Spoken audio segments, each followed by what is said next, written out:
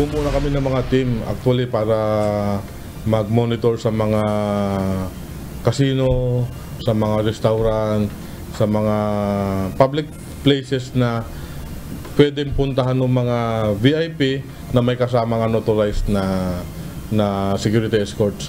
Nakakalat na ang mga tauhan ng Philippine National Police Integrity Monitoring and Enforcement Group sa mga mamahaling restaurant, casino, high-end malls at iba pa. Sila ang nagmumonitor sa mga pulis na nagmumoonlighting o sumasideline sa pamamagitan ng iligal na pagbabantay sa mga VIP. Meron na kaming pinapasama sa Highway Patrol Group kasi nag-checkpoint sila dyan sa may EDSA. Nagpa-prepare kami ng team na kung tatawagin nila para isama ang IMEG, naka-ready yung team natin. Kasi tulad nung mga nag-escort na motorsiklo, hinaharang ng Highway Patrol yan eh. Kinumpirma din ni IMEG Director, Police Brigadier General Warren De Leon, na 3 pulis Maynila ang minamanmanan ngayon dahil sa ulat na iligal na nagbabantay sa Chinese businessmen. May natanggap kami ng report, mga tatlo na nag-escort daw sa mga Chinese businessmen na nasa palagi daw sa hotel. Mga nakasibilyan daw, nakatambay sa smoking area, doon lang. So nung pinuntahan ng mga kasamahan natin yon, wala na raw doon.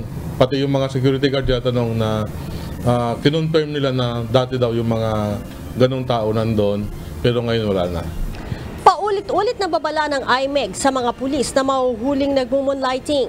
Hindi sila magdadalawang isip na kasuhan ang mga ito. Kapag may nahuli, kakasuhan sila ng IMEG kasi utos siya ni Chief PNP, ayaw niya na merong extra trabaho sa labas yung mga pulis kasi gusto niya nga na marami sa kalye ngayon. Gusto niya maging visible tayo sa kalye, kasi kulang nga yung pulis, sabi nila. So gusto niya ma-maximize yung duty ng pulis doon sa prevention ng crimes, hindi sa pag-escort sa mga negosyante na mga VIP. Hinikayat din ng IMEG ang publiko na mag-report sa kanilang tanggapan sakaling may mga pulis na makikitang sangkot sa mga iligal na aktibidad.